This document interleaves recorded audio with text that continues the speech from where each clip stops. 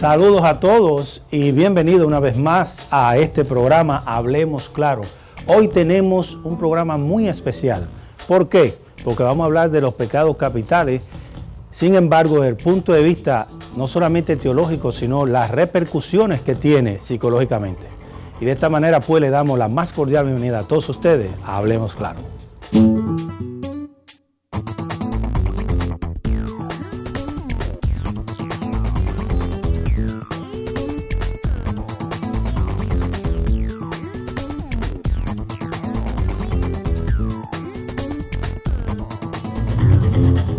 Y como les decía, pues hoy vamos a hablar sobre los pecados capitales, no solamente desde el punto de vista teológico, como nos enseña la Santa Madre Iglesia, sino también la consecuencia que tiene psicológicamente, emocionalmente, cuando estamos en pecado.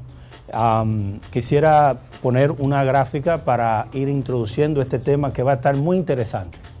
En este primer gráfica podemos ver que Tomás de Aquino hablaba de que el pecado capital es un vicio capital, es aquel que tiene un fin excesivamente deseable, de manera tal que en su deseo un hombre comete muchos pecados, todos los cuales se dice son originados en aquel vicio como su fuente principal. Los pecados o vicios capitales son aquellos a los que la naturaleza humana está principalmente inclinada. En otra gráfica que habla el catecismo precisamente, nos dice en el numeral 1866, los vicios pueden ser catalogados según las virtudes a que se oponen, o también pueden ser referidos a los pecados capitales que la experiencia cristiana ha distinguido siguiendo a San Juan Casiano y a San Gregorio Magno. Son llamados capitales porque generan otros pecados, otros vicios, son la soberbia, la avaricia, la envidia, la ira, la lujuria, la gula y la pereza. Y para eso contamos con un invitado muy especial, Joan Miguel López, quien es seminarista diocesano, el cual le damos la más cordial bienvenida. Bienvenido, hermano, siéntese. Gracias.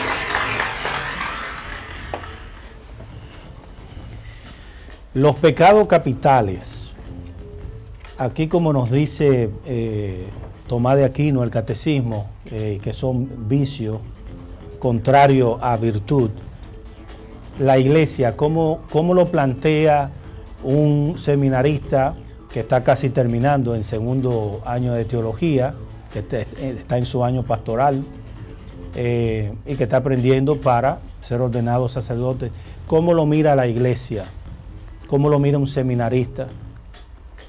Bien, teniendo en cuenta la opinión de la iglesia frente a los pecados capitales y ya la doctrina que hemos visto, que ella misma nos presenta, en la persona de Santo Tomás de Aquino, quien fue el precursor que comenzó a definir y a detallar toda esta parte de pecados capitales y que de hecho define el numerar de 7 pecados capitales.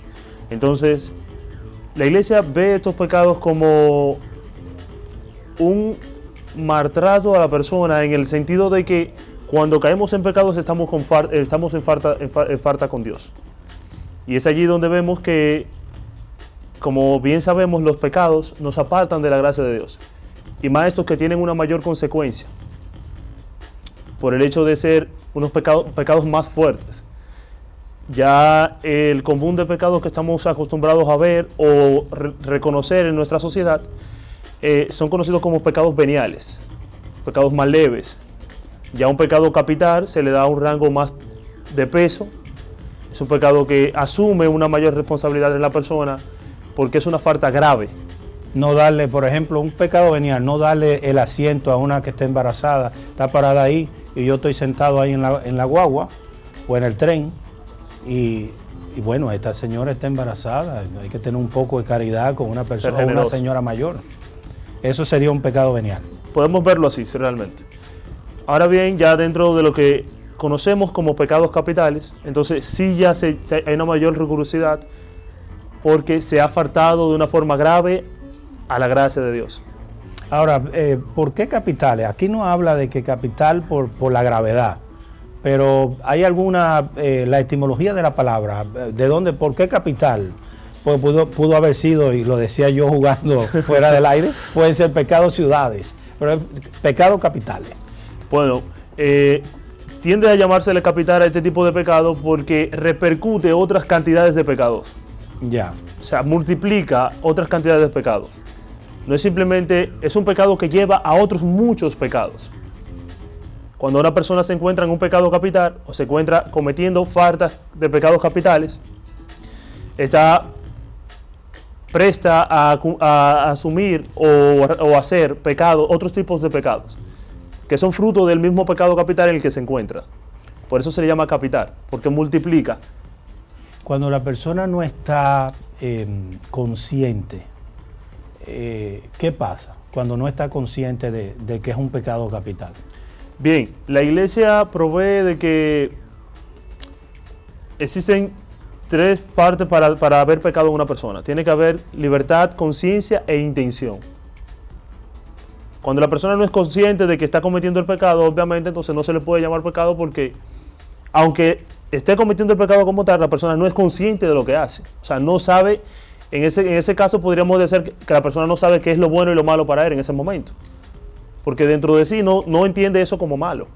Ahora, inmediatamente la persona se le hace consciente, ya sí tiene que asumir el error de sus actos. En Estados Unidos hay una ley para proteger las leyes que dice: el desconocer la ley no te exime de la ley. Es decir, por ejemplo, llevar animales vivos está prohibido en los Estados Unidos. Tú llevas un animal vivo y no lo declaras, puede caer preso. Entonces, pero yo no sabía. No, pero es que el no saberlo no te exime de la ley. Entonces, en este caso, en un pecado capital, no venial, en un pecado capital, si la persona, por ejemplo, la ira, hay personas que piensan que, bueno, esa es mi forma de ser, me asusté, yo a veces tengo que irme a confesar porque lo más difícil para mí es ser cristiano manejando. Ser católico y manejar sobre aquí, todo en nuestro país, donde hay tanta imprudencia en el tránsito. Exactamente, porque yo lo digo así públicamente, yo le he mentado la madre a personas que se me meten porque me asusto.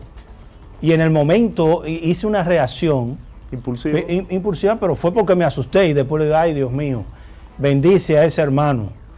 Y voy y me confieso, pero sin embargo fue que me asusté. Exacto. Un motorista que se cruza así y uno inmediatamente lo que piensa es todas las consecuencias que es tú atropellar a alguien. Me doy a entender. Entonces hay personas que dicen, bueno, eso no, pueden decir que ignoran que eso es grave. Entonces, ¿qué pasa con esas personas? Bueno, en ese caso habría que ver si realmente la persona desconoce de que está cometiendo una falta o un pecado capital. Porque hasta el momento ya es muy difícil que una persona no sepa cuando está en una falta. Puede ser que no lo conozca como pecado capital, pero sí conoce que es una falta. ¿Se entiende? Puede ser que religiosamente no conozca de que es un pecado eso, o que es reconocido en la iglesia o en la fe como un pecado o una falta a Dios. Pero bien conoce de que es un error, que lo que está haciendo no es una actitud prudente. Entonces ya eso le lleva al asumir su responsabilidad frente a lo que hace. Bueno, nos vamos a meter ahora a aguas un poquito más profundas, porque yo te tengo una pregunta y con eso nos vamos al cambio. Perfecto. Psicológicamente, una persona que ha nacido, ha crecido en un ambiente de violencia, donde vio a su papá darle a su mamá, eso es lo que va a repetir en su matrimonio. ¿Sabes por qué? Porque eso fue lo que aprendió esa persona, la mujer o el hombre, sobre el amor. Ese es su concepto del amor. Entonces esta persona está actuando por aprendizaje. Quizá no ha sido catequizado como tú y como yo, y es bautizado y está cometiendo ese pecado capital de la ira, y hasta le pega a su esposa. Sin embargo, en el fondo, no tiene una responsabilidad subjetiva porque fue una experiencia de sus padres. Con eso nos vamos y regresamos aquí en Hablemos Claro.